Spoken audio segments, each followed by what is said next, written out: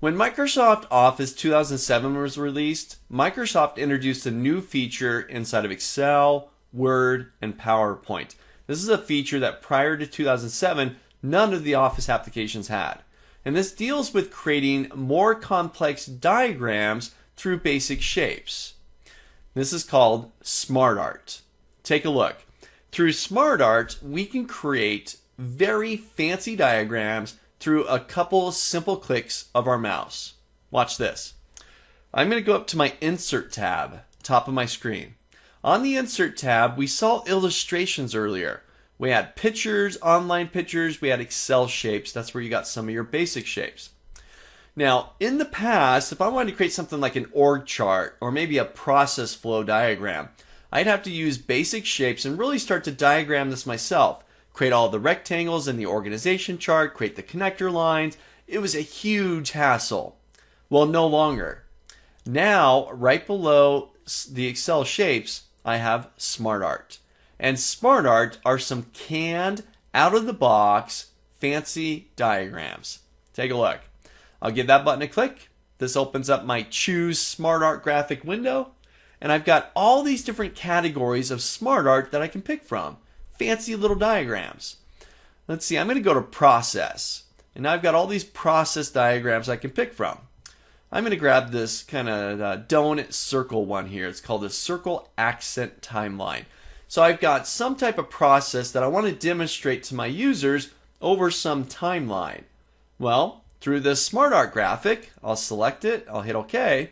I can now diagram this process, this timeline process, through these nice graphical shapes. They've given me this nice little table here on the left where I can start to manipulate the shapes and the content within those shapes. So let's say something like, oh, you know what? I'm going through a document approval process. This is over some period of time.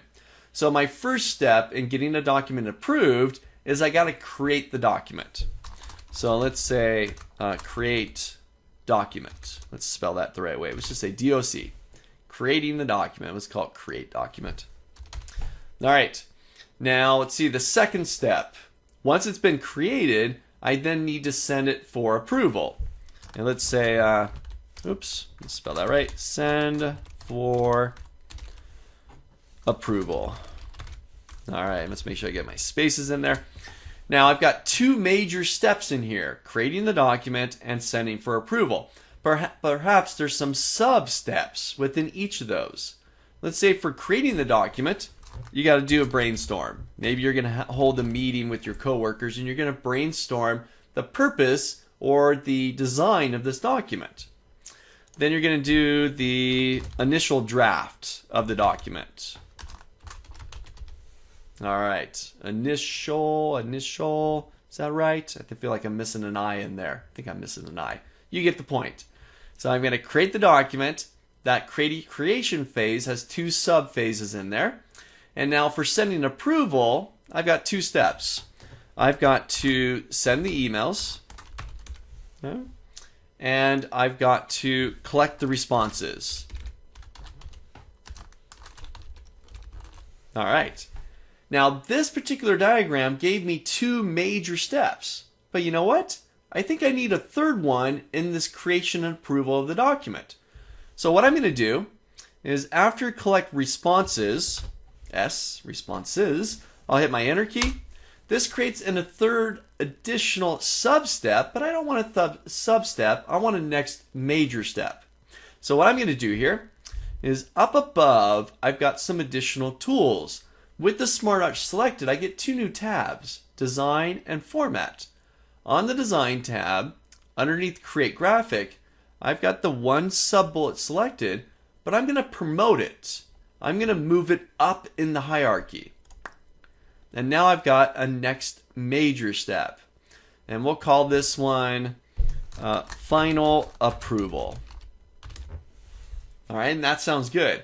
I've got this really fancy diagram that I could have created through the simple shapes that we were talking about earlier, but this is streamlined. It's out of the box, fancy little diagrams that we can take advantage of. Just filling in the table, the little bullet list to create your SmartArt graphic. Now, if you want to do some formatting with this, you got all sorts of formatting options. I'm going to select the border, not a specific shape, but just the border. I'll go up to my design tab, and here I got smartart styles. And you got all sorts of styles to pick from. I'll just hover my mouse over the top of these. They're pretty slick. That was kind of neat.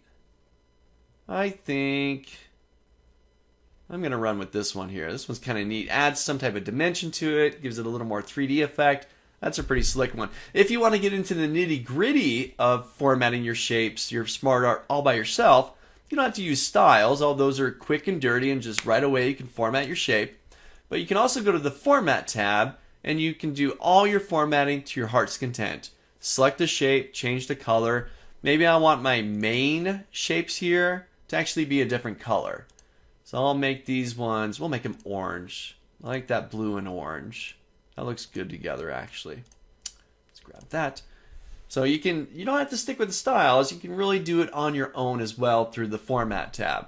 But you got smartart, really quick diagrams, fancy diagrams. Not just this one, but you got a whole slew of them to pick from. Org charts, process flow charts, hierarchy charts, all sorts of stuff for you to work with. Try it out. I've just created a blank workbook here, went to insert, inserted smartart, grabbed one that caught my eye, and now I'm just filling in the basics that make up this diagram. And try formatting it as well. Use a style, or maybe hop over to the Format tab and format it on your own. Try it out.